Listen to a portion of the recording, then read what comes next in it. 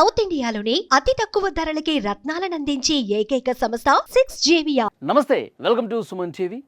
తెలంగాణ ప్రభుత్వం తీసుకున్న కీలక నిర్ణయం రాష్ట్రంలో విద్యారంగాన్ని సమూలంగా మార్చివేయబోతోంది.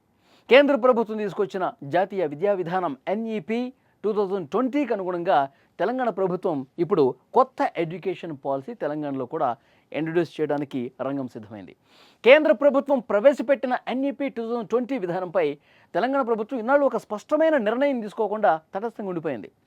అయితే ఇప్పుడు ఒక కీలక నిర్ణయం తీసుకున్నట్టుగా తెలుస్తోంది. రాష్ట్రానికి ఒక కొత్త విద్యా విధానం కావాలని భావించింది.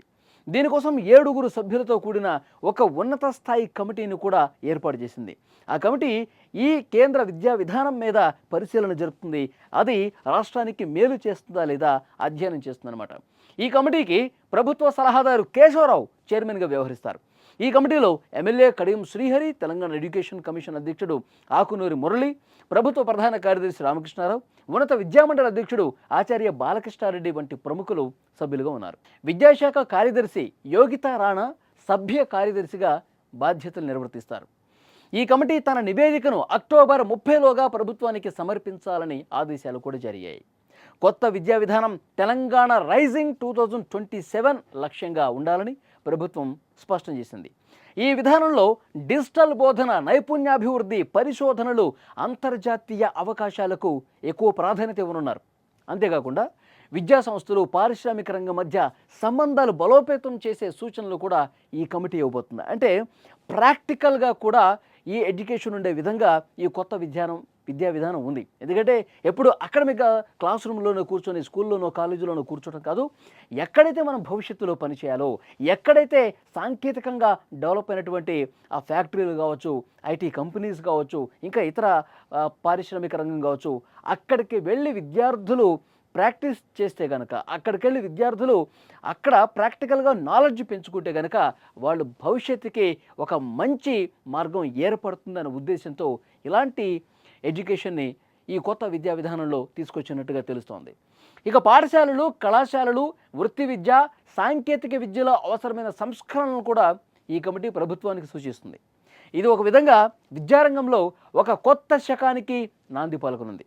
కేంద్ర ప్రభుత్వం దేశవ్యాప్తంగా ఈ విద్యా వ్యవస్థను సమూలంగా మార్చాలన్న లక్ష్యంతో NEP 2020ని తీసుకొచ్చింది. ఈ విధానం దాదాపు 34 ఏళ్ల తర్వాత తీసుకొచ్చిన కొత్త విధానం. చివరిసారిగా 1986లో జాతీయ విద్యా విధానాన్ని రూపొందించారు. కాలానికి అనుగుణంగా విద్యా వ్యవస్థలో మార్పులు తీసుకురావడం, విద్యార్థుల్ని భవిష్యత్తు అవసరాలకు తీర్చిదిద్దడం ఈ విధానం యొక్క ప్రధాన లక్ష్యంగా కనిపిస్తోంది. అయితే ఈ NEPలో ఉన్న ముఖ్యమైన మార్పులు ఏంటో ఒకసారి మనం గమనించాలి. ఈ విధానంలో ముఖ్యంగా 5+3+3+4 పద్ధతి ఇందులో ఉంచారు. అంటే ఇప్పటి వరకు 10+2 విధానం ఉంది కదా, దానికి బదులుగా ఈ కొత్త పద్ధతిని ప్రవేశపెట్టారన్నమాట. ఇందులో 3 ఏళ్ల ప్రీ స్కూల్తో కలిపి 5 సంవత్సరాల ఫౌండేషనల్ దశ, ఆ తర్వాత ప్రిపరేటరీ, మిడిల్, సెకండరీ దశలు ఉంటాయి. కేవలం పుస్తకాలకే పరిమితం కాకుండా విద్యార్థులకు ఆచరణాత్మకమైనటువంటి విద్యను అందించడం మీద ఈ విధానం దృష్టి పెడుతుంది. 6వ తరగతి నుంచే కోడింగ్ నేర్పిస్తారు. విద్యార్థులు తమకు నచ్చిన సబ్జెక్టులు ఎంచుకునే అవకాశం కల్పించడం ఈ విధానంలో మరొక ముఖ్యమైన అంశం. ఫర్ ఎగ్జాంపుల్, ఒక విద్యార్థి సైన్స్ చదువుతూనే మ్యూజిక్ కూడా నేర్చుకోవచ్చు. ఉన్నత విద్యలో మల్టిపుల్ ఎగ్జిట్ ఆప్షన్స్ ఉంటాయి. అంటే డిగ్రీ కోర్సులో మధ్యలో ఆపేసినా వారికి సర్టిఫికేషన్ లభిస్తుందన్నమాట. 5వ తరగతి వరకు మాతృభాషలో బోధనకు ప్రాధాన్యం ఇవ్వాలని ఈ విధానం సూచిస్తోంది. సో ఇలాంటి కొన్ని మార్పులు చేర్పులైతే ఇందులో స్పష్టంగా కనిపిస్తున్నాయి. విద్యార్థుల భవిష్యత్తును దృష్టిలో పెట్టుకుని, వాళ్ళ అభిరుచుల్ని దృష్టిలో పెట్టుకుని ఈ మార్పులు చేసినట్టుగా కనిపిస్తోంది. ఇక ఈ కొత్త విద్యా విధానంపై కొన్ని రాష్ట్రాలు తీవ్ర విమర్శలు చేస్తున్నాయి. ఈ విధానం విద్యా వ్యవస్థను కాషాయీకరణ చేస్తుందని, ఇది కేంద్రం ఏకపక్షంగా రూపొందించిందని ఆరోపణలు కూడా కొంతమంది చేస్తున్నారు. కర్ణాటక, కేరళ, తమిళనాడు వంటి రాష్ట్రాలు పూర్తిగా వ్యతిరేకిస్తున్నాయి. తెలంగాణ మాత్రం ఇప్పటివరకు తన నిర్ణయాన్ని అధికారికంగా ప్రకటించకుండా తటస్థంగా ఉంది. అయితే ఇప్పుడు కర్ణాటక, తమిళనాడు మాదిరిగానే తన సొంత రాష్ట్ర విద్యా విధానాన్ని ప్రకటించేందుకు సిద్ధమవుతుంది. NEPలోని వివాదాస్పద అంశాల జోలికి వెళ్లకుండా రాష్ట్ర అవసరాలకు తగ్గట్టుగా కొన్ని మంచి అంశాలు ఏవైతే ఉన్నాయో వాటిని తీసుకుని కొత్త విద్యా విధానం రూపొందించాలని ప్రభుత్వం భావిస్తోంది. ఈ కొత్త విధానం 2026-27 విద్యా సంవత్సరం నుంచి అమల్లోకి తీసుకొచ్చేందుకు ప్రణాళిక సిద్ధం చేస్తుంది.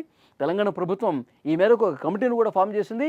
2026-27 విద్యా సంవత్సరానికంటే వచ్చే విద్యా సంవత్సరం నుంచి ఈ మార్పులు, ఈ కమిటీ ఇచ్చే రిపోర్ట్ ఆధారంగా ఈ మార్పులు చేర్పులతో కొత్త విద్యా విధానం తెలంగాణలో కూడా ఇంట్రడ్యూస్ కాబోతుందన్నది మనకు అర్థమవుతోంది.